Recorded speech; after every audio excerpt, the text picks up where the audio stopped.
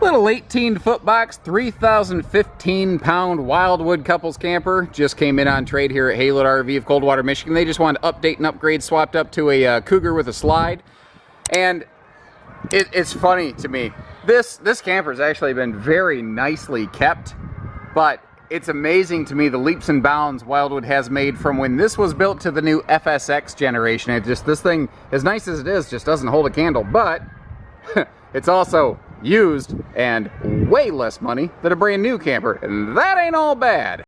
And the moment I stepped inside, I went, oh, this is clean. This is very clean in here. Floor is like shiny clean. No heat vents, no carpeting, none of that. That's our furnace there on the left side with the converter panel, also kind of known as your fuse box if you're not familiar with that.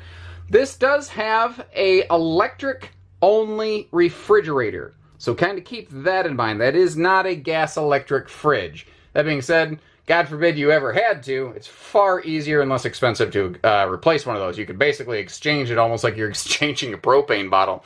You've got TV hookups between those two little windows there. This is not a very entertainment-focused floor plan, given its tiny size. One thing about that, though, it's not as small as it could be. Most trailers this size tend to be 7 foot wide. This is an 8 foot wide version. So we've got our Camp Queen on the left, and that's the reason that we have this extra walk-around space over here on the right-hand side. The whole body of this thing is just actually bigger.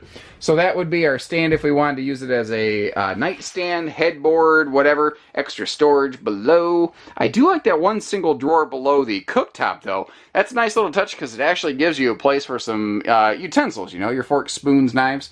And check out that good pantry space that we have going on here in the kitchen. Not only is that awesome and impressive in a little camper like this, but right by the door, there's a huge additional area here. This could be clothing storage, linens, dry goods, whatever, food, you know, whatever you want to do with this, it could work.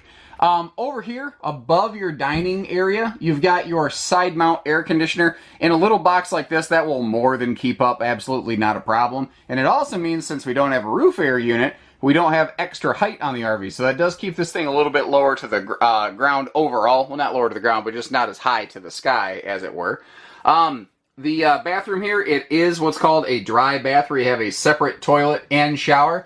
Other than that, though, this, kind of like the rest of the RV, very basic. It does exactly what it needs to, and absolutely nothing more. But you didn't walk in the bathroom of this little 18-foot camper to, like, read a novel, obviously.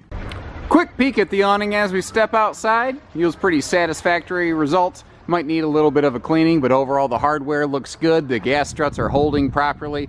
It obviously hasn't been wind buffeted and banged around. It's mechanically sound. You know, cleaning something's easy. Fixing something, that sucks, and that's expensive, and that's exactly what you won't have to do with the awning on this Wildwood.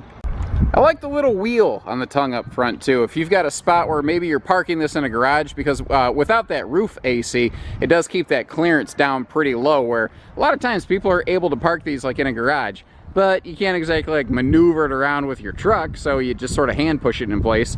And even though moving 3,000 pounds by hand seems crazy, it's actually really not that hard. It's surprising how easy it is, the way that they're all balanced out.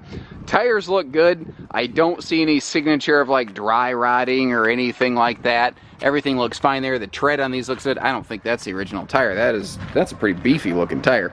Someone's gonna ask, what is that big vertical baggage door right there? That is the access panel to the back of the refrigerator that was in there. It's interesting to me that it's got a whole giant baggage door to get there, but it works. You can walk all over the roof of this thing. It's basically built with the same body construction as big Wildwoods. It's just a shorter length and one axle. The guy who does the tandem axle stuff at Wildwood always likes to poke fun at the single axle guy at Wildwood and say, you forgot to put an axle on that thing, but that's just an inside joke that I thought I'd share with everybody. I don't really see anything that concerns me, guys. Simple, basic, inexpensive, lightweight, easy to tow, good to go. Hitching pieces, parts, trades, finance, truck and trailer package deals, RV delivery, and everything between, we do it all at Wildwood RV. So take care, stay safe, have fun, and happy camping, everyone.